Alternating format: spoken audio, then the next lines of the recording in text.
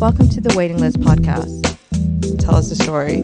It's like many things you start building from scratch. And then I'm like, wait, I really do like watches because you've seen so many watches that makes you excited. I think I really do like watches. Yeah. I think it's a great way to see if you are a watch enthusiast.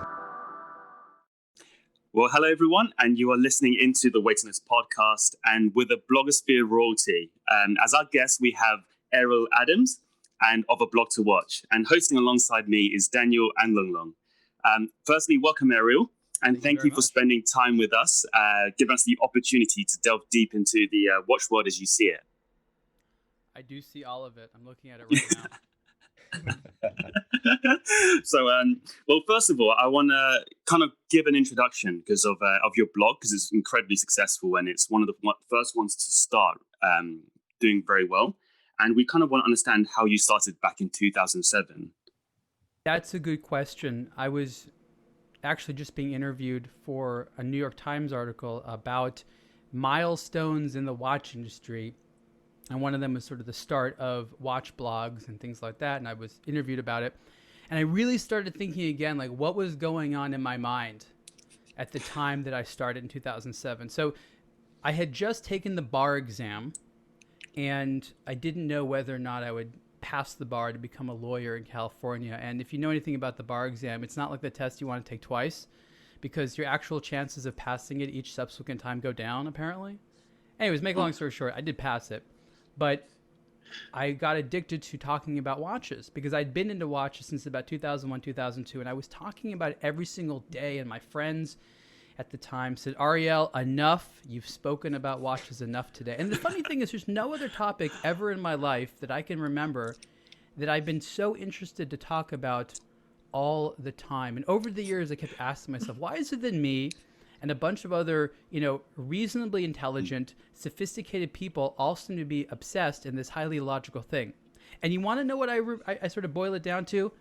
Fetishism of tools, right? Because watches actually represent so many reasons why we as human beings love tools. And we love tools, right? It's rare tools, precision tools, hard to make tools, high effort tools. And so I've really thought about it as aBlogtoWatch started as my sort of ability to communicate my fetishization over watches and tools and find like-minded individuals. I wanted to become like a zealot for this passion, and I wanted other people to be as addicted as I was. So I was, I was like a watch addict drug pusher, right? Like, come get it. And all of you know exactly what I'm talking about. Yeah, like, we'll what do a the same. weird addiction I have. So at the time, there was a couple of strong forums, right? There was like Time Zone and Watch You Seek, and these were like the big behemoths, right? These ones had all the traffic. And one of the things that they were missing was sort of a democratic conversation where you were free to say whatever you wanted to. There was opinions. I mean, Time Zone had a policy that if you talked about price, you were banned. It wasn't even like a warning. It's like you mentioned a price, they would ban you. I was like, what is up with that? And I wanted a place where you were free. It was funny that this sort of sense of freedom of expression was so important to me. I just basically specialized in First Amendment. So for me, like free speech was like such a big deal at the time. And actually years later, it was so hard for me to institute a policy where we would pre-moderate all the comments because like, oh my God, it's gonna obstruct people from saying what we want. But we had trolls. The internet like got full of trolls. And so I had to change my opinions on free speech. It came years later. But even now, I still think I do aBlogtoWatch for the reason I did it then is I want people to have very robust conversations that allow them to pick the watch that is good for them, right? Because there's so many watches out there and you have to talk and think about watches so much before you decide like what works for me. Because when you're in a group of people, and we all know this because we've been there, 10, 20 people, and everyone in there loves watches but is wearing a watch that they themselves chose and love, the conversations and friendship that can emerge from that are so powerful and so deep. So rich. So I'm a tool fetishist and I needed friends, right? So I started a watch blog and that's history. Sounds a bit like all of us, like you said. Like it's therapy. It's therapy. But how long have you been graduated as a lawyer for, sorry, Ariel? Well, I got the results, 2 months or so after I started the website. And I was practicing as a lawyer, and once you're a lawyer, you're sort of always a lawyer. In 2009, about 2 years after I started the website, I decided to quit that and go into it full time. It was actually funny. I was thinking about it. I didn't remember this, but I had asked my grandfather. He was on his deathbed, like literally on his deathbed, and he's the one that wanted me to go to law school in the first place. And so I felt this remarkable duty to him to continue in law. And so I said to him, I was like, listen, you know, I have this website. You've known about it for 2 years. What do you think about me quitting my job and trying to do this full time? I thought for sure he would be like, no, you're stupid. Actually, the way he got me to go to law school is I was in college my freshman year, and I was a media arts major. I wanted to be a movie maker, like a producer. And he sends me a letter in the email. And this is a man that learned how to write letters during the times of telegraphs. So all of his things are like 14 words maximum because he feels like he's paying by the letter, right?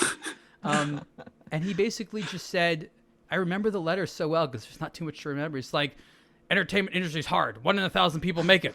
Go to law school. You'd be good at it. And I did. I actually, you know, I really respected his opinion. So I asked him on his deathbed, it was like, can I do this full time? I have your, you know, blessing. And he surprised me by saying, yes, you seem to really know what you're doing and like this. I support you. And I did it feeling good without a heavy heart. And he passed away like 2 months later.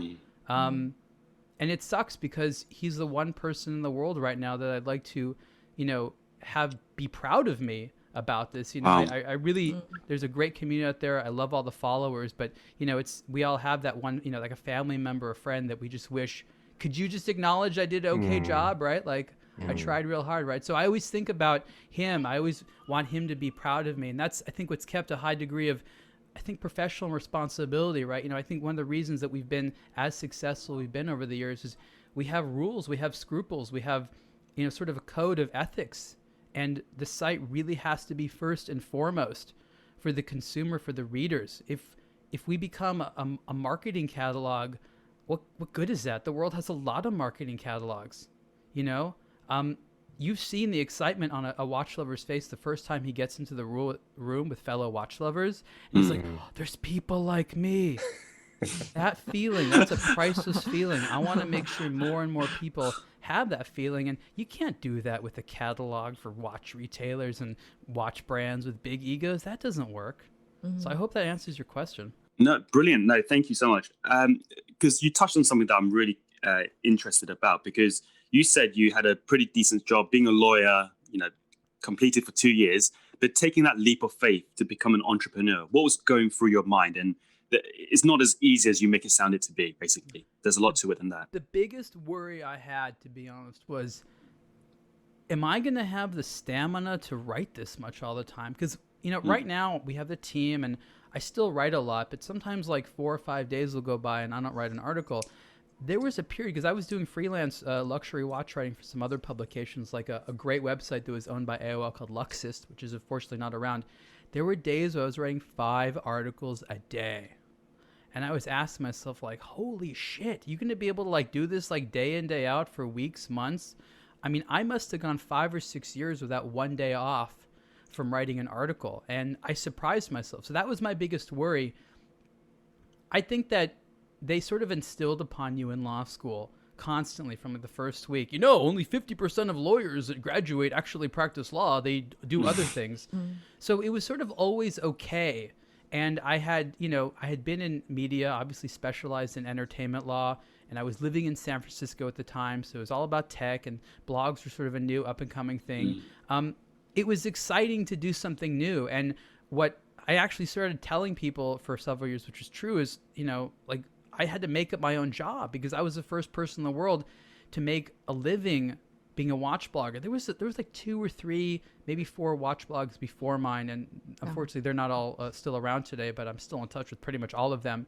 But they were hobbies, right? They weren't doing it as a business. I was the first one that said, this is going to be my job. And it was a major uphill battle. I mean, like the major Swiss groups didn't even acknowledge my existence for like 2 years.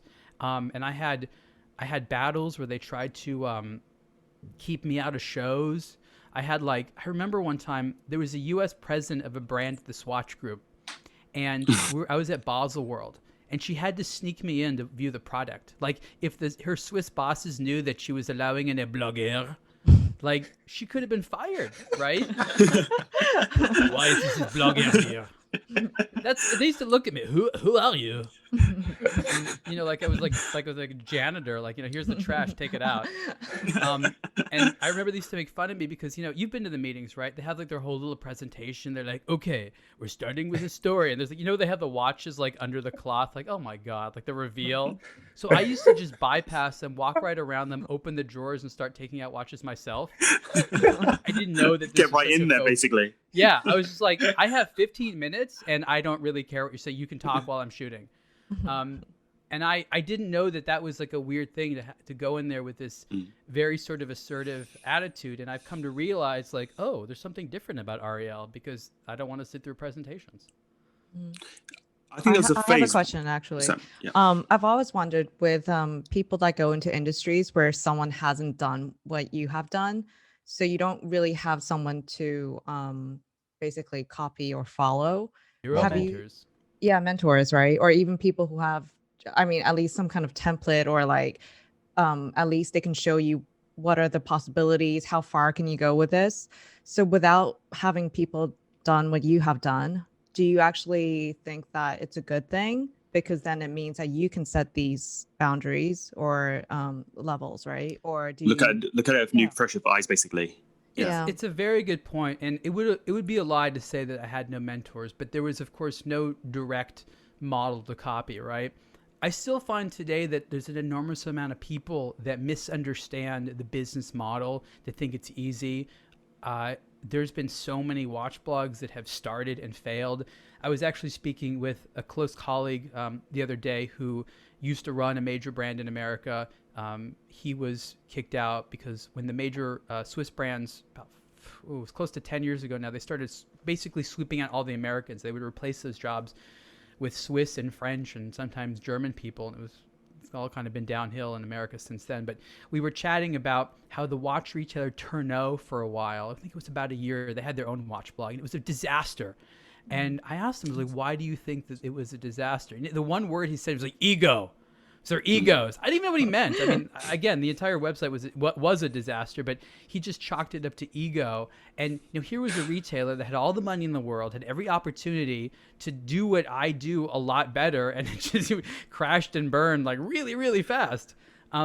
So it's true that it's not something you just sort of like, I can just jump into it. I had mentors in these areas. There was tech websites that were blogs that were popular, and I knew a lot of the people there. And there was also a lot of professional bloggers I could go to, and other topics about technology and things like that. So those are the people I went to. But when it came to the watch industry, zero mentorship.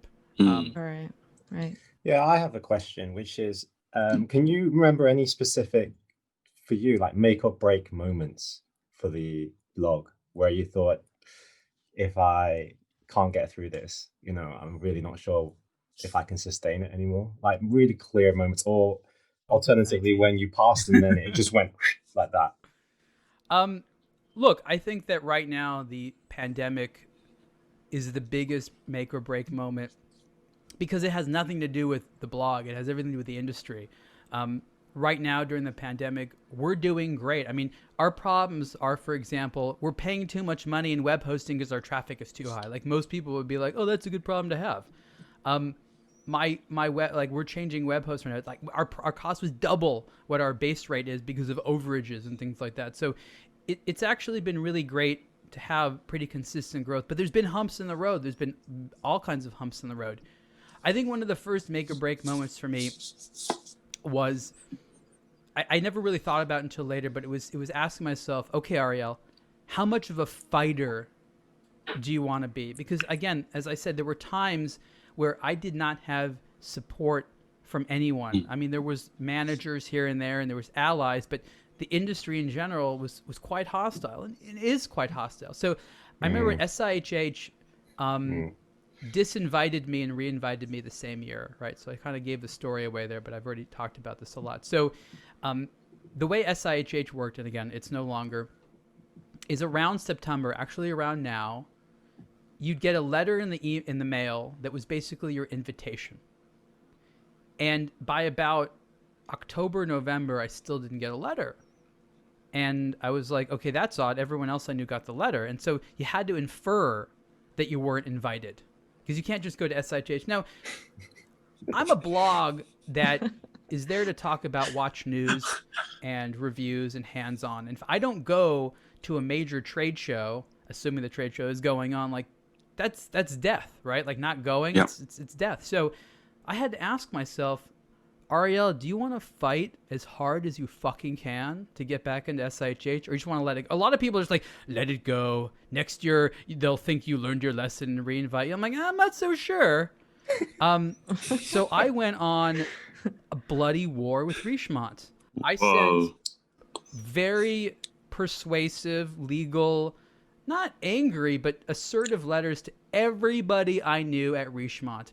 Every brand, every office, every retailer. I made the biggest stink I could, making it clear to everyone, you did not invite me. You're holding me back. All this is going to do is hurt you and be stupid. Like, wise the hell up. I called in every favor I had, just every single thing. And I got back in the same year. And I didn't down on them. I won. And somebody told me, and I'm not going to say who it was, but they said to me, you know, based upon how much Richemont pays its employees per an hour, they probably spent close to $1 million talking about the Ariel Adams issue, as he put it. And I remember thinking to myself at the moment, like, I was aghast. I wasn't like impressed. I was just aghast. It's like, why couldn't you just given me some of that money and talk to me about what the problem is? I mean, what the hell? And he said to me this, he's like, Ariel, I want you to not ask yourself what it is you did to piss off Richemont, because you will never find out. That's the funny thing about it. To this day, I have no idea what I did wrong. What did I do? What did I do? No idea. I was severely punished for it. I fought like a motherfucker to get back in, and I did. And then the year later, they had like a letter about a dress code about not wearing T-shirts and sneakers. I was like, okay, that's probably about me. What? Yeah. That's ridiculous. So, you know, there have been a lot of moments like that. There have been moments where we've been sort of flat on our ass without help in a lot of areas, and we've had to be resourceful. So I remember I was being interviewed a couple of years back by someone that interviews just entrepreneurs, not even the watch industry. Mm-hmm. And he's like, you know what you have in common with a lot of the people I talk to? It's like, I know, I have no idea. Because you have grit. I was like, grit? Mm-hmm. And I thought of like, you know, like the Wild West and like cowboys, like gritting their teeth. And it's like, basically it's this sort of... perseverance. Yeah, it's fight, right? It's you got to fight, to keep standing up and keep hitting, no matter like how sweaty or bruised you are. And I'm not a violent person, but you know what? I am a fighter with words. Maybe that's what law school prepared me for. So I do box for sport, I guess. But I hate hitting people in the face. But with words, I will not hold anything back if I'm properly motivated. So. Well, I'm going to touch on a very sensitive topic because I think you're one of those people that, of course, expect these sort of questions. But just say for someone who also wants to create their own blog, and like you mentioned, they definitely go through like these difficulties that you're experiencing, and of course about the financial side, because on one side you have to write enough content to keep consumers happy, and of course you also have to write stuff about the brands without kind of pissing them off and not being able to get into these shows and these talks. So how would you give advice and how would you balance the act between the two? Well, I think the part of the problem is that every single one of these blogs that have come about after mine, not everyone, but pretty much everyone has said from the start, I want to have a business model. Remember, I thought aBlogtoWatch was just going to be a hobby. I never imagined until 2 years into it that this could be a full-time thing.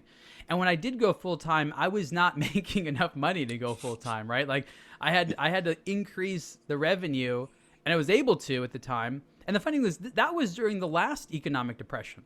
So somehow I had such momentum, I was able to grow the business even though the watch industry was sort of collapsing in on itself. And it was actually doing fine compared to today, but that's a whole other story. So I think the question people ask themselves is, are you adding value to anything? I get that you want to write about watches. I get that you have access and that you think you'll have relationships with advertisers and you think you can build something, but like, are you actually adding anything to the ecosystem? And the second thing is, can you do it? Can you sit there and write? Will you burn out? I mean, most blogs and podcasts fail, as I understand, because after a few weeks or months, they just run out of things to say. And then they just put it off. Like, I'll write on Thursday. Nah, I'm not in the mood. Maybe Sunday. Definitely on Monday. Like the procrastination that comes in. Like, if you starting discipline to get there, you're gone. Nobody ever called me and said, Ariel, where's my article? I had to say to myself, you have to do enough things. And so I had to make up a lot of my own rules and follow those rules. And I guess most people can't do that unless there's like, a Google Calendar reminders saying like, do something. Especially with your blog. I mean, every time I want to research a particular blog and you go on one of those search engines, you definitely come up as one of the top on the list. I'm just thinking, how does this guy and his team create so much content? And it's not like a copy and paste job. They're all really relevant to the today's news and information that you've researched from other topics. So what is the secret sauce or your hidden gem that you put into the blogs that make it so special? When Google started to become a thing, there was this statement that was being thrown around Silicon Valley a lot, and you don't hear it very often anymore. And it was content is king, right? What does that mean? Well, it means your website can be beautiful and pretty, but if the content sucks, doesn't matter, right? You could have all the marketing dollars in the world and all this fancy ad campaigns pointing to your website, but if when people go there, there's nothing for them to do, it doesn't matter. There was a website called Craigslist. I don't know if you're familiar with it, which is incredibly popular. Basically had the same design for like 25 years now. And people would use it as this case study in explaining like, it's not really about what the website looks like. It's about how the website works and the utility that it has. And so our articles are designed by accident to be exactly what Google wants. It's timely, original, opinionated. It's got original photography as well as words. We study what it is that Google says they want. So we try to link to the right things and build the website the right way. And, our website's built on WordPress and the people at WordPress are really good at, by default, having a search engine optimization, SEO friendly website. So I would be lying if I said we've never put in effort into SEO, but it's all been on site. Actually, most of our SEO effort, funny enough, and you've kind of opened up the topic here, is fighting what's called negative SEO. Not a lot of people know this, but we've been attacked many, many times over for years, ongoingly, not really sure by who, we can guess, but you'll never really know, by certain techniques that are designed to push down our rankings. So we had about a 2-year run of decreasing traffic or static traffic, and we couldn't figure out why. And it was related to all this side nonsense that was happening. And there was distinct attacks. And I remember the first time, this was years ago, I noticed that we were being attacked. It was done with a technique called a Google bomb.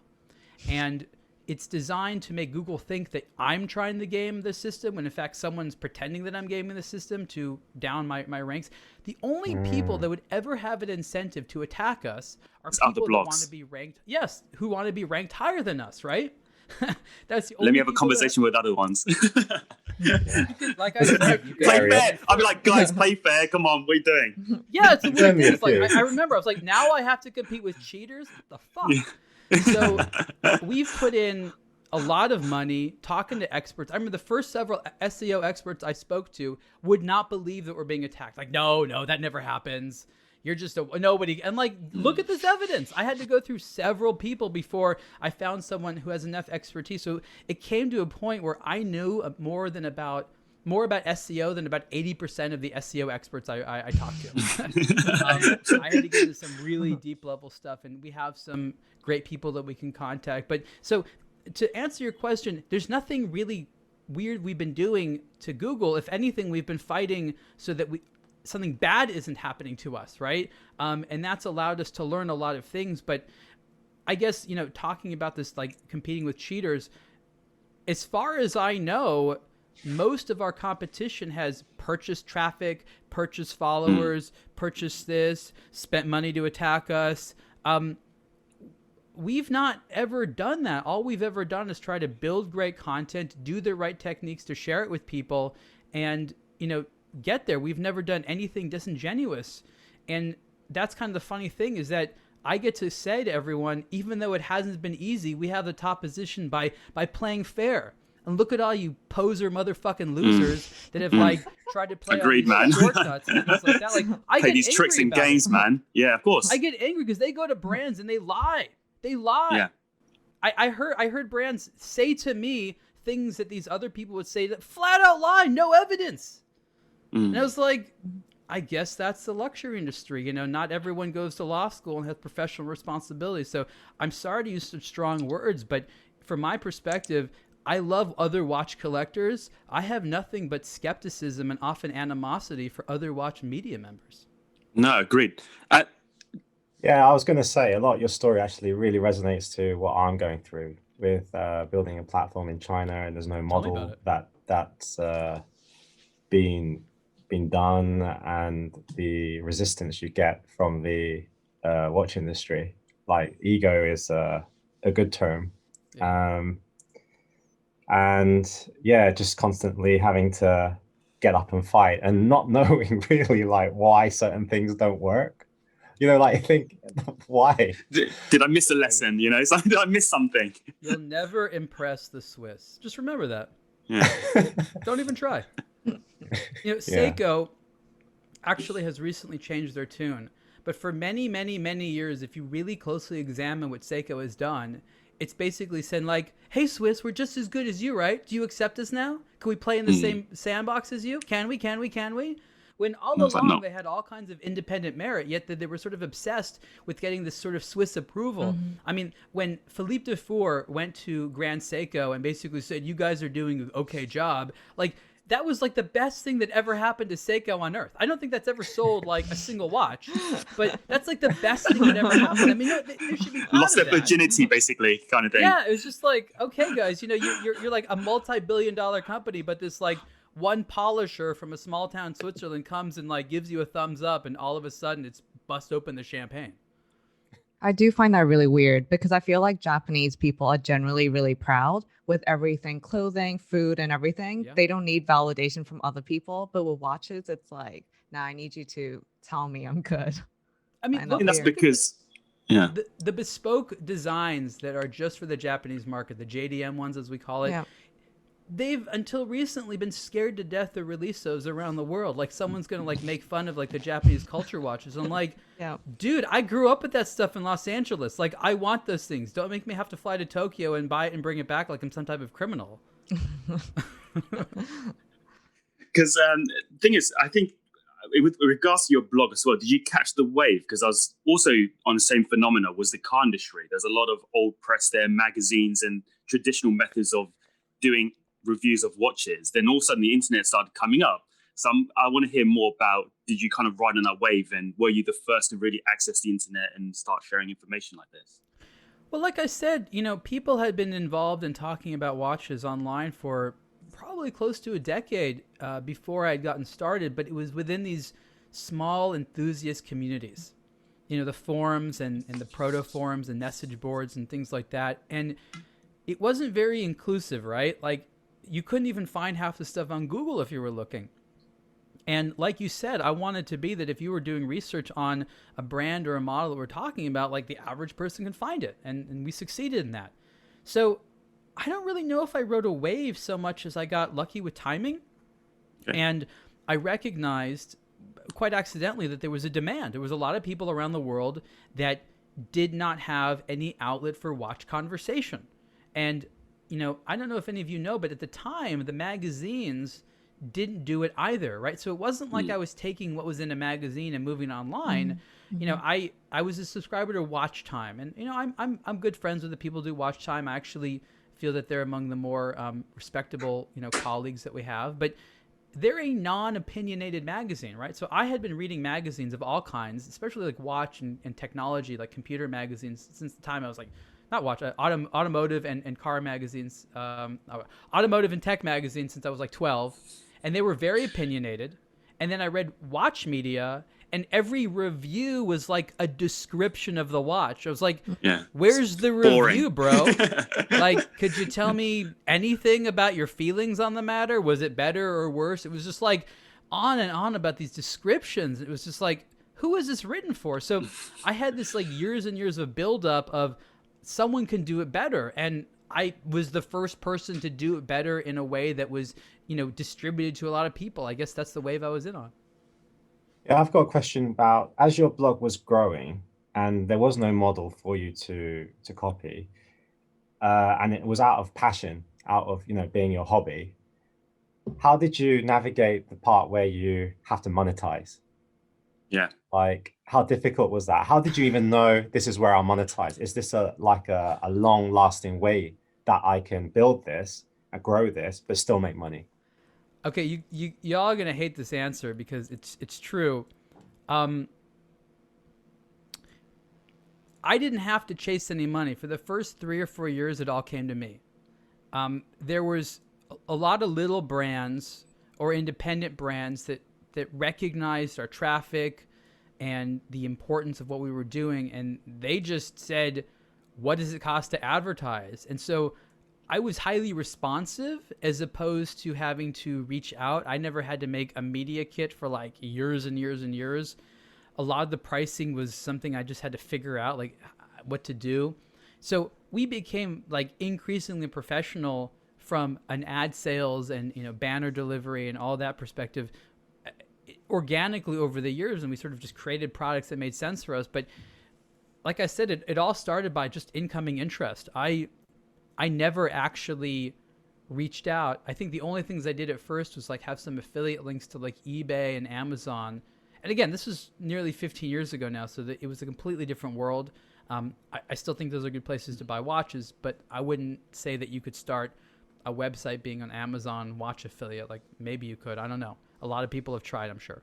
So affiliate marketing was a minor thing that worked differently back then. These days, I don't think that I could have the same success, and I'll tell you why. What happens is this: we'll have an ad on aBlogtoWatch, and we're basically read by all the other watch blogs out there, and so the advertisers get pummeled by requests. And so one of the biggest problems we've had is certain brands don't want to advertise with us because they're afraid of all the attention they'll get from everyone else because they become overwhelmed. And brands have told me this, that on a daily basis, they can get inquiries from, a combination of digital and print media, sometimes 10 to 20 inquiries a day from little media publications all around the world that want their money, little sporting events that want them to sponsor them. So they become absolutely overwhelmed with, responses, and people asking them for money. And so I don't think that if I was there today, no matter how successful I was, I would have these brands saying, boy, I'd love a place to advertise, because back then there wasn't anything. And today, while there's better and worse ones, if you're just a novice getting into the watch industry, sort of like a new or mid-level marketing person, you have no idea what to make of this weird ecosystem. I have a question. So when you first started, I would assume that you enjoyed writing the post, trying on the watches, and reviewing the watches, right? As opposed to not liking As it? opposed to now you have to focus on so many other things, such as hiring the right people, growing your brand. So do you feel that you are doing what you actually enjoy doing now, which is actually running a company? Or do you kind of miss the early stages of being really hands-on and reviewing watches constantly? Like I am at my happiest when I am alone shooting a watch, editing a watch, and writing about it. The process of capturing a timepiece and sharing it with the community is still my absolute favorite thing to do. Everything else is a chore. I do love the team. My second favorite thing is, and it's bittersweet to say it now because we're in the pandemic and no one's traveling, but those times where I go to, well, the get-togethers and spending time with the team. When there was 5 or 6 of us from the team at Basel World for a week, that was an amazing bonding friendship experience. The laughs, the frustration, like, it was like our weird version of camping. It was like our camping trip, and that was so much fun, and I was filled with positive emotions, and I miss it, and I miss them. And so these days, it's not the same because I have to spend a lot of times putting out fires, as an entrepreneur would say. The entrepreneurial stuff, I'm not bad at it, right? So that's the good thing, right? I have my strengths and weaknesses as a leader, but I understand the basics, and I think going to law school helped me prepare for that. legal issues come up all the time. Human resource issues comes all the time. Technical issues comes up all the time. Look, if I didn't have a tech background, I wouldn't have been able to navigate half the things when it, finding new web hosts, building the website, hiring people for that. I guess I was fortunate enough to be a curious person who could pick up a lot of areas. And so I know a lot about a lot of things. Like I could spend hours talking to you right now just about audio and video recording. Right, just hours and hours and hours about like photography gear. Hidden expert on it. Yeah, like these things that I've become like a little expert on as a default. And you want to know what? If I wasn't learning all the time, I wouldn't want to do this. I've learned that routine is my enemy, and if I'm not constantly challenging myself and finding some new area to question and to explore and to develop and to discover, I wouldn't want to keep doing it. So as long as this continues to hold my interest, show me new watches, give me interesting problems to solve, give me new stories to discover that I didn't know before, I'll continue to do it. And when it doesn't, I'll get bored and move on to something else. I think it's a very inspiring story you're saying. Like, I've known you for a while, and I followed your blog for a considerable amount of time, and it's a side of you I've never actually heard. Oh. And I think a lot of people, I think it's amazing, actually. Yeah. Thank you. I'd love to see more video content, actually, Ariel, because I've seen you don't actually have as many as other blogs out there or other significant presence of other watch reviewers there. So is that a choice of yours? Is that something that you're going to develop slowly? Monetizing videos is very, very challenging. Okay. YouTube, for example, requires that you have 100,000 views before you even make anything. So video has always been a passion thing. We've been hired a lot by brands to do more sophisticated videos, commercials, and interviews. So we have a full-time video person. I think it's really just measuring the cost versus benefit of doing them. I am going to be doing a lot more podcasting moving forward and video podcasting. I've done some YouTube lives. I might do some more of those.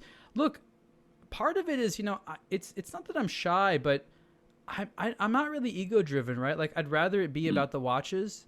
I feel very strongly that when I talk to someone about watches or anything, that I make it really about them, right? Because the conversation isn't about why I like it. It's why you might like it. And I don't want to have all that attention onto myself. Like I'm a proud person. I do have an ego, of course, everyone does. But I think one of the weird things that this industry attracts is people that want to be more self-important, to be considered like a style icon or a tastemaker or influencer. And like, if you would have told me like a long time, like, hey, do you want to be an influencer? I was like, not really. Like, that's not what I want to do. I'd rather share good ideas, engage in debate. I don't really want it to be about me. I want it to be about the idea. And so, yeah, there's probably a reason why I don't see my face that much more. I've been the subject of like 3, I wouldn't call them failed, just like semi-produced reality show concepts. So there have been people that have been wanting to build things around my personality, and I'm okay with it, but I don't want to be my own producer. That's too egotistical, right? Right. Because I've read on your blog specifically, because I want to get into more watches now, because I think you see a lot and you touch a lot. And I think on one of your articles, you was talking about the merger between modern day electrical watches and traditional watches. And like you said, you see them as tools. So I want to know, do you think the classic houses would change their way and start adopting probably new techniques, getting into like what electric watches or hybrid watches are, for example? That's a good question. I think that if you ask most brands, are you interested in changing your techniques, they say no. I mean, consider this.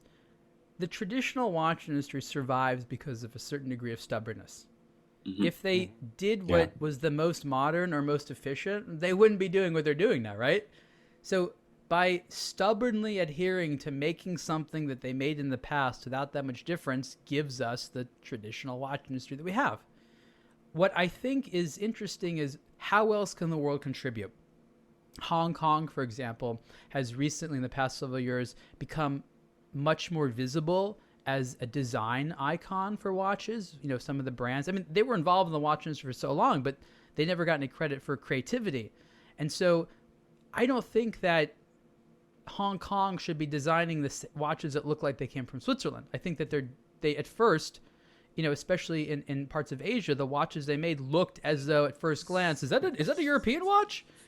Whereas that's not what I want, right? I want a Japanese watch to look Japanese. I want a Chinese watch to look Chinese. I want an American watch to look American. So I think that there's going to be a giant market for what I call dumb electronic watches. What I mean by that is electronic watches that don't have any software. Basically, as close as you can get to the notion of mechanics where you understand how the parts work. You have some capacitors, you have, various types of, circuitry, but there's no software. And, old clocks and things very, very little software. So I think that, we like the look at these circuit boards and things like that. I think that there's going to be a big market at some point for people to make handcrafted electronics. But that's not going to come from Switzerland because they don't really have the background in that. America and Asia has the background in electronics. So I think that there's going to be a new part of the industry, essentially as a carve off from smartwatches. It's the nostalgia that smartwatches create is for these dumb watches. And again, dumb's the wrong word, but it's basically the opposite of smart, where they're electronic without having software. And I'm really curious to see more and more of this. Since you have this platform of aBlogtoWatch, it was a great marketing tool. Like it's got a lot of traffic going. It's been there for many years. Have you ever thought about launching your own brand? And then you've already got like a big cost, which is already controlled, and everything about the marketing. You obviously have a very good appreciation of the market. So why would you not launch your own brand? Well, I essentially have in multiple ways. I've designed a lot of watches. Some of them have come out. I'm wearing one right now. This is the Laco Radox, inspired by Fallout. For many years, I did not want to get into design because I didn't feel comfortable as a designer. The last 2 or 3 years, that's changed. I've designed a lot of watches that have not been made. We have the T-shirts that we're selling now. The most popular one is sort of basically the Submariner dial without the hands, which I designed and came up with that, and that's the most popular one. So rather than just sort of say, let's have the Ariel Adams brand, the first question I'm asking is, does anybody like the stuff that I design, right? And I'm testing that. And so it's a little bit of a slower approach because I've seen, again, from the side, these individuals come in with a ton of confidence, designing something, putting it in the market, and no one but them and their 3 friends like it. And I recognize that that's not the way to do it, right? Unless I'm a super celebrity, the way to do it is to determine what do people like, what do they respond to. So I've been taking it a little bit slow in regards to that. And look, the new brands that come up, they thrive on selling familiarity, which is boring to me. And the brands that sell originality take years and years and years for that originality to sink into the market, to penetrate, and to seem comfortable, because people hate new designs at first. Unless you're open-minded, like someone like me that just isn't hostile to new designs, the majority of people, I'm talking 90%, when they see something new, they're just aghast. I can't, something new? is it bad? Is it ugly? I don't know. I need someone to tell me. And that's a very true element of human psychology. So knowing that, I've just taken a little bit slow, but the answer is yes. I do feel confident now to become a creative director. What about, you touched on it just now with watch brands advertising on your platform, lots of new brands coming up. How do you vet brands to work with on an advertising, or whether you write about them or whether they write about it themselves through your sponsored posts? What's the due diligence you do, or what's the minimum expectation? There's no one thing. I mean, look, the first and foremost, I look at the thing and I ask myself, is this a watch I or anyone I know would wear? So Daniel Wellington is a good example of a type of design that there's a lot of mimics. It's not like I have anger about it where I've never covered that. It's just I wouldn't want to wear that, and none of us can recommend that. I can't tell anyone that's your best first watch. There's a lot of times where I wouldn't wear it, but would a 23-year-old me who's just getting into watches, would they? Okay, maybe. Well, then there's enough people on there. So I asked myself, is anyone who's part of the audience, would this be a good watch for them? I really look at originality a lot. There are times where, just a good-looking generic dive watch is satisfying, so we let some of those in. But we say, do they have the right tech specs? Where is the watch being built? Is it priced correctly? Do they sound cool to talk to? What are you all about? What is your business plan? sometimes people want to make just one watch and get a bunch of money and then leave forever. We've seen that on Kickstarter a lot. I mean, think of this. How many brands on Kickstarter ever make watch number 2? Yeah, it's low. Very low. So there's a combination of things. But again, it really comes down to the fact, would anybody reading a blog to watch be happy to see it on their wrist? If the answer is no, we probably won't cover them. Okay. So that's another point then. So how do you determine what is a watch that is perceivably good? It's because it's all subjective. So how can you say that's a good watch and that's a bad watch? Look, taste is subjective, right? But things like ergonomics, legibility, construction quality, durability, accuracy, these are not subjective things. These are things that we can all agree and put, parameters on. So legibility, for example, like if you can't see the hands, that's not an opinion. Like you can't see the hands, like if the thing's going to break because this doesn't work very well, or it's super inaccurate, or it doesn't look good because it violates rules of symmetry. Like, yes, to a degree, taste is subjective, but symmetry is not. We as people tend to like symmetry, or at least balance. If something's horribly imbalanced or non-symmetrical, like that's almost empirical. That's hardwired into our minds. That's not even a matter of taste. It's like, are you paying attention? Well, I think the reason why I asked that question is because I like to talk about Top Gear. And I think Jeremy Clarkson, he's quite a vocal individual, and what he's done for the car industry is pretty impressive. But he always used to say, like, if you haven't owned an Alfa Romeo, you're not a petrol head. And Alfa Romeos aren't really known for being reliable. They're not consistent. They're not good, but they've got so much charm about them. Yeah. So technically with watches, we're all, like you mentioned, we're expecting kind of miniaturized perfection. But sometimes having a bit of flair is also equally as important. Well, it's not just flair. It's, Lexus. Like I've owned a Lexus, and Lexus makes a very good car. Yeah. But what everyone says about a Lexus, especially compared to like a German car, which I tend to prefer, is they don't have a personality. Right. And it's kind of true. Like the Lexus, like it never broke. It never performed strangely. It was never like too fast. It was never too slow. Like it just performed well, but it never called attention to itself. And something like the Alpha, it's like a high maintenance like girlfriend or boyfriend that constantly has some problem. You're constantly involved. You're thinking about it all day long. Like that's, and for us, we want to be thinking about our watches. We want to look at it and we want something to stick out. And if nothing sticks out, it's just an item on your wrist that tells the time. So, I do think that this sort of sense of personality is actually connected to things that kind of distract the eye. And if they distract it in a bad way, well, then that's a negative thing. But if they distract it in a good way, well, then that's a positive thing. Okay. So now, what are the watches that you think are a little bit underrated then, or not active in the public domain, that needs a bit more attention than they deserve? I don't know how to describe that from a group. I mean, there are many for sure. Look, I'll put it the other way. The watches that are particularly hot are probably only particularly hot because they're a brand that has a high degree of awareness.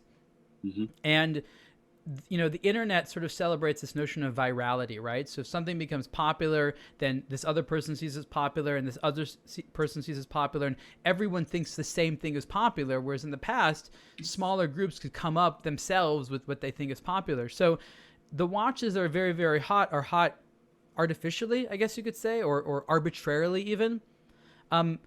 All the time I encounter watches, I like calling them the modern, no longer made watches that are fantastic from a design perspective, value perspective, whatever, but no one but me has really talked about them. And brands themselves, as you know, are terrible. So pretty much every brand which is out there has watches that are very, very good that you're probably not thinking of. What I encourage people to do is develop a sense of what is a good watch for themselves, going back to what we talked about, and then apply those rules to watches without caring what anybody else has to say about it.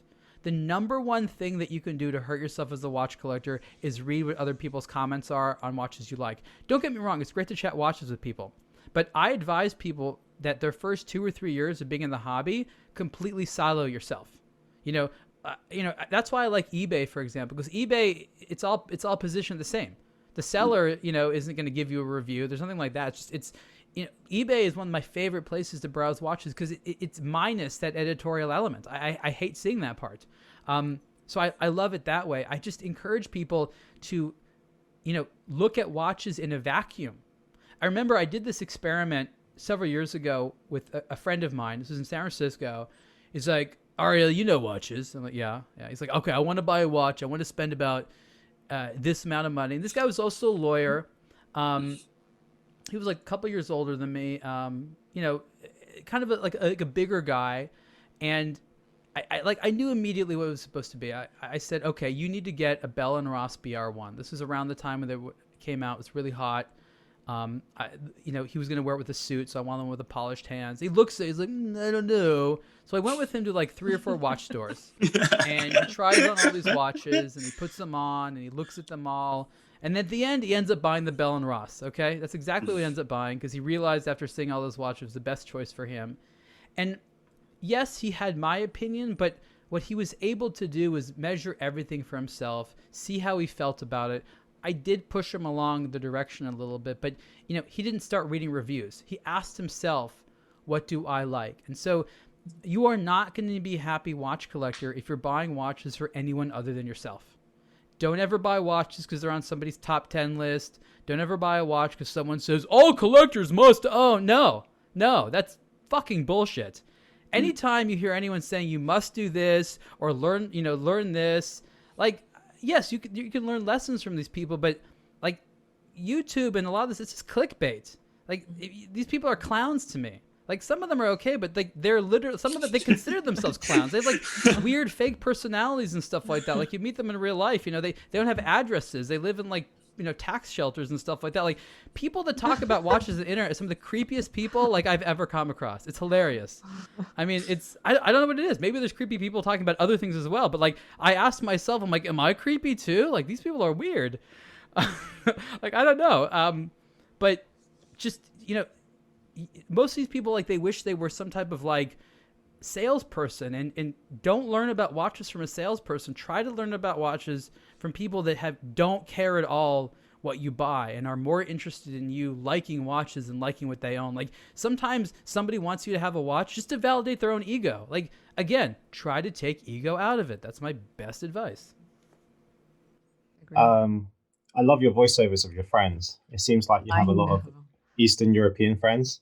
I was thinking big fat Italian guy. Exactly. Yeah. It's like, you know, like all space aliens have a British accent. Yeah. I didn't know there were so many Eastern Europeans in California. Well, like if you take my heritage back enough, I am Eastern European, so I feel somewhat legitimized in doing it, right? Like I can only offend people so much before I feel bad. But I actually have a question, which was about, you touched on the hot watches, and everybody's talking about hot watches. And something that has come in the last 3-4 years is the watches that trade way over premium right now. If you get it at retail, you can potentially flip it and make money. This was not, I mean, I'm sure this still existed, like with a Daytona, for example, but it's far more prevalent, and probably, well, I feel very likely that it's brand driven. What do you feel that is that detrimental to the watch industry and to watch collectors as a whole? Well, the first thing people need to realize is the people who are paying more are one of two things. Either they are completely not into watches at all, and they are just doing it to look cool, or they're some type of financial speculator who is purchasing it in order to resell it to the first type of person I was talking about. If you are a watch collector and a watch lover, there is a very, very, very low chance that you will allow yourself to spend over retail on the watch that you're going to wear. It doesn't happen. There's something sort of personally offensive about it. So what has happened is that for a number of reasons, watches have become sort of an alternative investment. An unregulated security, right? You buy a stock and bond, they're regulated by the Securities and Exchange Commission. Watches, you can price them whatever you want, you can call them whatever they want, and there's no one there to regulate it. So these sort of less ethical, financial traders will be like, oh, here's something that I can sell because, stocks and bonds aren't particularly exciting today. So it's watches being bought by non-watch people or them being treated as assets. And I remember years ago, I never published this, but I took a watch that was a vintage Rolex watch that at the time was worth about $20,000-$25,000. Today, who knows? And I was comparing it to like a $200 Seiko watch. And I was showing you that how I took the pictures and I was comparing. It was basically how the Seiko in a lot of regards was a far superior watch, right? Like the Rolex did a couple things well, but like this 1970s Rolex and this like modern day $200 Seiko, the Seiko like beats it in most all areas because I was trying to impress upon people, you're dumb for doing this. I I didn't get around to doing it for a variety of reasons. Maybe I'll revisit that. I think the problem Got to do it. You have to do it. Have to do it. But the thing is, when you pay those amounts of money, you're not getting a better watch. If I can get a great watch for $15,000, why would I take that same watch and be like, you know what, I'm going to spend $30,000 on it? Because the end of the day, as watch collectors, we're looking for a great watch that makes us happy. And there's so many watches, there are thousands upon thousands and thousands, that there's no one you need to get. So if there's one model which is priced too high, just skip it, move on. So we're talking about hype pieces, and like you said, I think it's gone a bit flat and dry because I'm getting quite exhausted just listening to all the same pieces that everyone wants to get. But I think we've lost the fun. We've lost the fun of just buying watches that you just have a great time and a talking piece and just enjoy. And that's something, how would you promote that sort of philosophy and idea, just to tell people just to enjoy and have fun in watches? I mean, look, I was at a retailer yesterday interviewing someone who's been selling watches for 26 years. And I was asking, like, what really annoys you? And she's like, the people coming in who ask me, what watches are a good investment going to go up in value? And she's like, the first thing I want to say to them is watches are not an investment. I said, well, call it an emotional investment. You spend a certain amount of money to look at your wrist to make yourself smile. Like, that's worth something, right? When retailers are annoyed of hearing this question, you know that there's a silly little bubble going on here, and it doesn't make any sense. So I say to people, buy what you can afford. If you can't afford to let go of $5,000 or $7,000 or $700,000 or $70, don't do it. Buy what you can afford. If all you can spend is a few $100s, there's great watches out there for you. If you want to spend a few thousand, there's great watches out there. Don't spend more than you can afford. Make sure you pay your rent, buy food, pay all your other bills, see what else you have left over, and say, do I want to buy another watch? If watches become a financial investment decision for you, you've already run out of things to do with your money. Yeah. And how do you get to see that in Hong Kong quite a lot? Yeah. You can travel to Hong Kong quite a lot, right? And Hong Kong is a mecca full of like watch people. And I don't want to say what professions, but sometimes you feel like, hang on, dude, how are you affording that? Oh, I know what you mean, yeah. Yeah, right? Like, it might be the latest Daytona or something like this, and you talk to them and they end up having 3 or something, and you're like, hang on, well, if you're that successful, to work at, hell, I want to serve here. Yeah, so like, I think it's also a cultural thing, especially in Hong Kong. Money is the priority, and it's a priority for a lot of, like, most people, but the priority is like so bad in Hong Kong. What is the priority? Is the priority to show success, to show that you have disposable income? Like, you guys know more than me. What is it? Yeah. Is that what it is? I would say Chinese, why they love watches has a lot to do with the culture, and a lot to do with money. Mm-hmm. If we look at, let's just say Christmas, in Christmas in the Western world, on Thanksgiving, you have gifts, the art of gifting, right? But in Chinese, right, we just give each other red pockets with money, done. Forget the gifts. I'll give you straight hard cash. Yeah. And then, like, if in the new year, right, I think that comedian was talking about it, but it's so true. Like, you'll say, like, I don't know what you say, like, at Christmas time, you say Merry Christmas or something like this, right? But we say, like, 恭喜发财, 恭喜发财, right? And that means, I hope you get rich. Yeah, like, so it's all straight to money. The point. Yeah, straight to the point. It's a lot to do with money. Advice about what to do with your money. Let's say that your dreams come true and you get rich. Does the culture then help you decide how to elegantly spend it, or does it not offer a lot of advice there? Well, I still think there is an element of Western idolization. So, but they take it and they will have a wrong interpretation of it. I feel, having been brought up in the West and grown up, I feel, let's say, I mean, this is a big gripe of mine personally, right? I'm really gonna piss off a lot of girls, but the act of being gentlemanly, doesn't always mean you are picking up the bill every single time, no matter what the bill is. It doesn't mean that you walk behind the woman carrying her bags and everything that she doesn't have to carry, right? But if you're brought up in Hong Kong, it's kind of like, if you aren't doing that, it's kind of like not good. I didn't know But the girl will say that's thing. gentlemanly, right? That's gentlemanly. You're like, why are you not doing that? But to be honest, like Hong Kong is very different from the rest of Asia, right? Because Yeah. me and Dan were talking about the fact that when Dan was in Hong Kong for at least 6 months, generally people don't go over to each other's houses like in the US because the houses are so small. So in the end, you're like, okay, so it doesn't matter if my house is a shithole as long as I have nice things to wear out.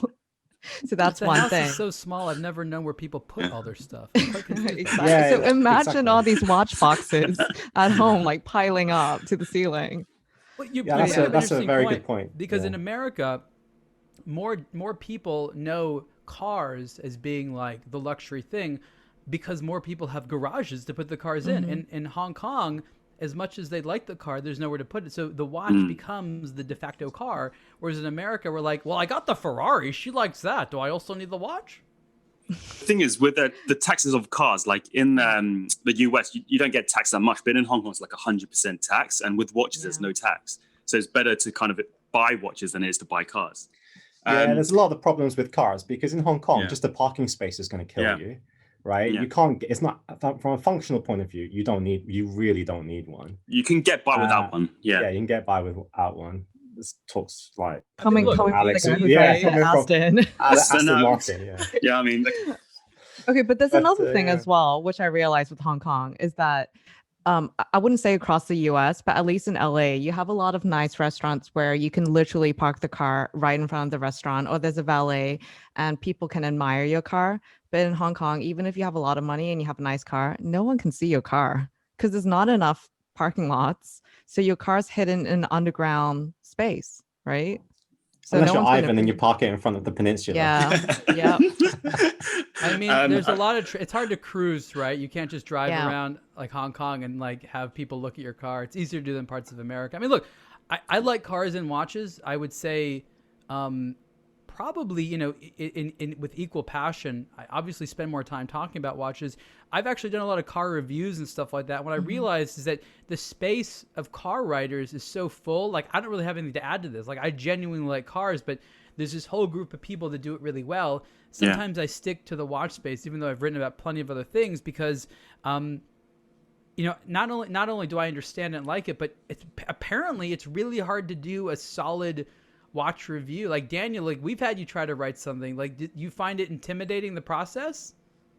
Well, it's just I feel like with ego, like you can't write exactly what you want to say sometimes. It's like when you put people in front of a microphone, suddenly sometimes they change. And when you put something down on paper, it's like you're almost it's got you all over there. You can't hide from it. So it's not easy. You get better at it. I think like anything, like when we do videos or the podcasting, the more you do it, the better, more comfortable you get at doing it. If it makes you feel any better, I was a really bad English student. No, that doesn't make us feel no, it doesn't. It still doesn't work. No, sorry. The pressure's still on. Okay, I want to end in like these last two questions. I think they're a little bit more generic. But what does it mean to be a true watch enthusiast in your eyes? Well, you know, just sort of bringing back some of the things I said earlier, it's really about why you do it. You know, there's no perfect collection. There's no perfect budget. There's no perfect watches. It's, does wearing watches bring joy to your life? Right? Does discovering new watches bring even more joy to your life? Right? I think that it's very nice to have one watch that you love that you wear every single day, but it's an entirely different thing to be like, what watch do I want to wear today? What do I feel like today? Who do I want to be today? And the more you know about watches, the more you know that you acquire a mood or a personality given the watch that you wear. And that's powerful. It's like a little miniature costume you get to put on your wrist. And the effect is mostly on the person wearing it. And so if you can have this experience where you look at the watch and you feel a way that you want to feel, you then are a watch enthusiast, and the rest of it is just about your budget and your determination to learn about watches and get things that make you happy. But that's just a matter of, you know, effort. Eloquently spoken. And the last question. I think you've articulated a lot of things so well. Like, we probably spent 10 hours talking what you've just said in this podcast. You are 2 seconds. an amazing communicator. Right? No, you spread the message incredibly well. And definitely the last question is, you kind of touched upon it, but as a viewer, in a summary, what is your mission of the blog? What are you trying to provide? That's also a very good question, something that we ask ourselves all the time. The short answer is it's got to be for the consumer, not for the industry. And I think one of the things that I have to remind people a lot is that watches are super expensive, and to give someone advice about it is a massive responsibility because it's a really big investment of cash. And that's actually the opposite of how most luxury media has thought. They're like, oh, these are rich people. They don't care. No, they do care. It doesn't matter how much money you have. You want to make sure that your money is well spent. And what happens is sometimes people get tricked into buying a watch that's very expensive, that isn't very good. They don't have a good experience. You know what happens? They don't buy any more watches.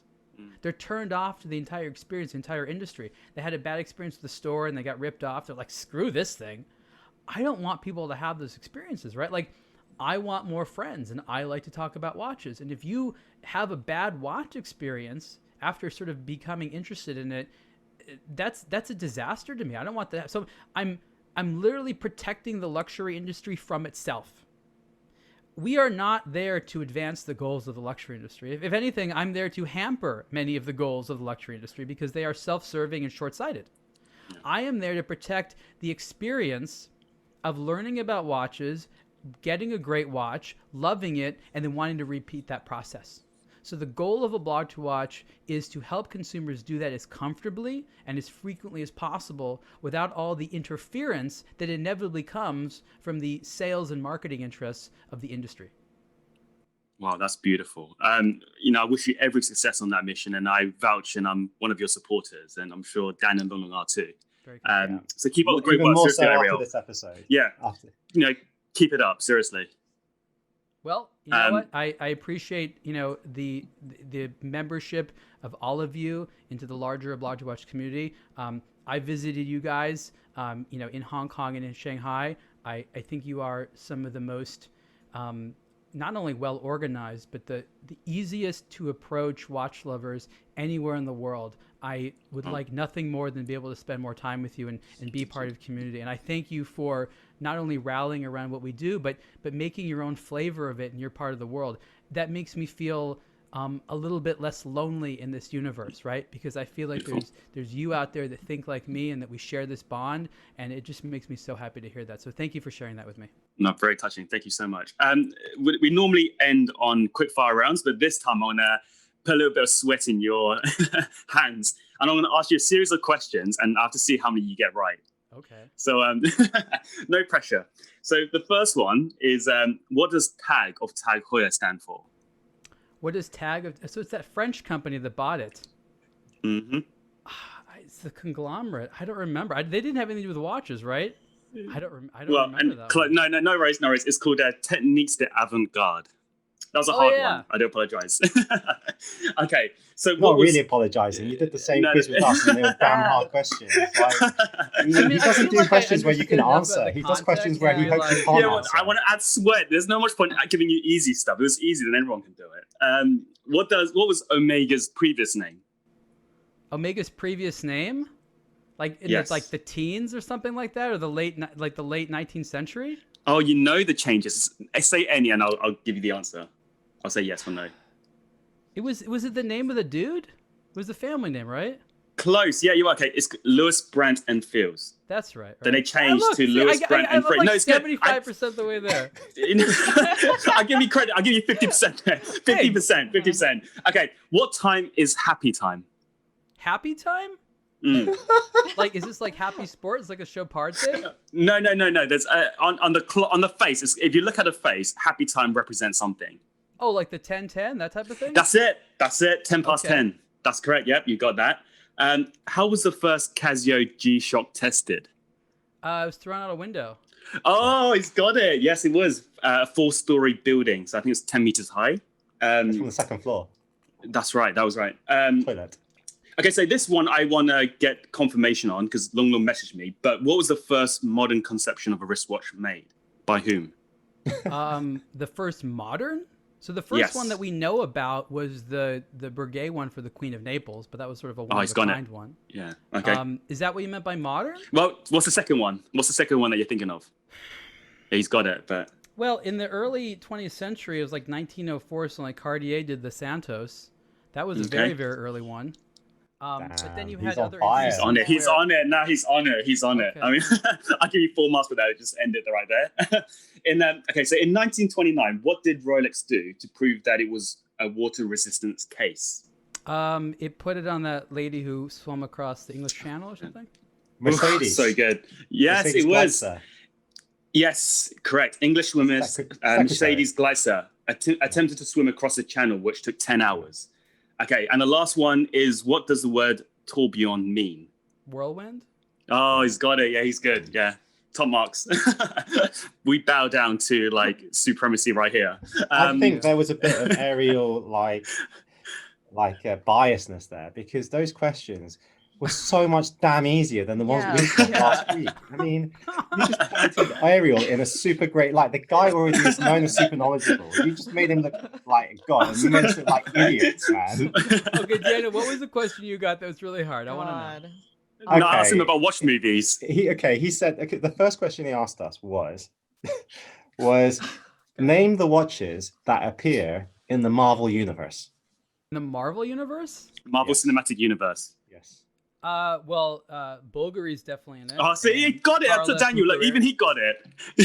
Carla Bucarer is in it. Thank you very much. How did you get that? God. I told you. So, Wait, Alex, ask him the second one, the one about All right, action okay. movies. So name several movies in the action. Oh, guys, I'm sorry. You guys are saying this is hard, but he just got them all. I'm sorry. That's just embarrassment. Okay, what the watches that appear on Christopher Nolan's films? Okay, so I remember some of the Batman ones. There was a Breguet in there, for Okay. sure. Was there a Jaeger maybe? There was. Jaeger Do you know was which movie it also- was? It was Jaeger was in the Marvel universe for sure. Oh, close. DC. No, there was Jaeger was in X-Men with Tony Stark for sure. Yeah, but that. Okay, so technically, X-Men is under Sony. It's not quite under the Marvel. But anyway, I won't get into the X-Men's details of like that. Marvel's again. I know it's Marvel, but I mean, in the movie world. Okay, I'm not gonna go into detail. Okay, so when you're talking Chris Nolan one, I think there was, was it probably when DiCaprio was still with Tag? He had to have worn a that's tag. it. Oh, maybe. let's see. Yep, Inception. done. Okay, that's perfect. Interstellar. I feel like a subtle tone Interstellar, of that was Hamilton, competitiveness of coming course. out. Hamilton. That's it. See, he got it all. Look, guys, he got it all. He got the Hamilton right, and he got the Tag Heuer right. So I don't know what you guys are talking about. He didn't And get then watches the. He didn't get the. Okay. Doctor Strange's Batman. watch. No, okay. Which Doctor one? Strange was a Jaeger. Yeah, Yeah, Jaeger. Doctor Strange was Jaeger. Yeah, damn, okay. Okay. Sorry. Okay, before we end on this then, okay, so watches in action movies. I'm going to say a few of the movies, and you have to say the watches. So Mission Impossible, there were several watches worn, but what's the one that we're thinking of most? In Mission Impossible? Correct. In which movie? The first one. The very first one? Yeah. Very well discussed. The Mission Impossible one. Is it black colored watch? Yes, it was. That one's been a while since I've seen. It'll probably come to me if you give me a hint. Give me a hint. It's plastic. It's plastic? So was it a G-Shock? Yeah, it was a G-Shock. DW290. Okay, in that Top one, Gun, what did he wear in Top Gun? Like the original Top Gun? Yes, the movie. Top Gun is see, here's the thing. The reason I know all of these is not because I look at the discussions, because I watch the movies. Right? And I remember it from the movie. I haven't actually, I've never actually seen the original Top Gun. Oh. I don't think I've actually seen it. So I don't know Okay. because I've never seen Top Gun. I'll watch it and I'll tell you. I thought you were really busy, like writing 5 articles a day. Like, how are you Top even Gun, like watching so many movies? And clearly, you're not watching them just once over. No, Like just to one register time. the Just watch. one Like time. that's ridiculous. Exactly. That's all it takes. That's all Okay, it takes. how about Well, Born I'm asking Legacy? you, what's in top? Because look, I know it wasn't an IWC. I'll tell you that. No, that's it. Well, yeah, you got the point. It was the Porsche design Orfina. Oh, okay, the Porsche design. Yeah, Porsche design Orfina. Well, it was Porsche designed by Orfina, so Orfina just built it. Yes, that's correct. It wasn't called that. No. Okay, the next one I think is a little bit tricky, but Bourne Legacy. I didn't see that one either. I didn't see any of the Bourne movies. Fine, I can't Do I skip get that a one. pass if I didn't see the movie? Yeah, you get a pass. You get a pass. You get a pass. How about Transporter? Jason Statham. Jason Statham. That sounds like a panner, I think. Yeah, he did. Panerai, you got it. Panerai Pam I didn't see that one. 074 200. Okay, John Wick. You can't. I mean, this one. If you get it, then I'm just gonna end the conversation. Oh, he did. Wait, he's got it off. Yeah, he's got it. See, guys, he got 100%. Well, the ones I didn't see, but the exactly. the Transporter, that was a lucky guess. Okay, well, on that note, I think I did seriously, well overall. Come on. I mean, yeah, no. We bow down to royalty. Game off. Game over. Just like you won. You killed it. So, no, thanks for that again, Ariel. It was such a pleasure, and it's one of our favorite episodes. I can say that up front now. And thank you for being so honest and telling us so much about the I had a good watch time world. myself, or whatever it's worth. Yeah, we'll definitely This is do the a part first 2. time I've been interviewed by 3 people at a time. Actually, that was really fun. Oh, thank you. No, thank you. Thank you. It's an honor. So again, to our viewers, if you enjoyed that episode, please stay tuned. There'll be more incoming, and hopefully we'll get Ariel on a part 2. So please sign up to the Waiting List podcast. And of course, you can find Ariel at aBlogtoWatch, and keep looking at his posts and keep liking them. Thank you, Ariel. Take care, guys. Thank you, Ariel. Bye-bye. Thank you for tuning in to the Waiting List podcast. Hit the subscribe button, and the next episode will come straight to your phone as soon as it's ready. Whilst I'm here, please remember to leave a nice review and follow us on Instagram at the Waiting List podcast.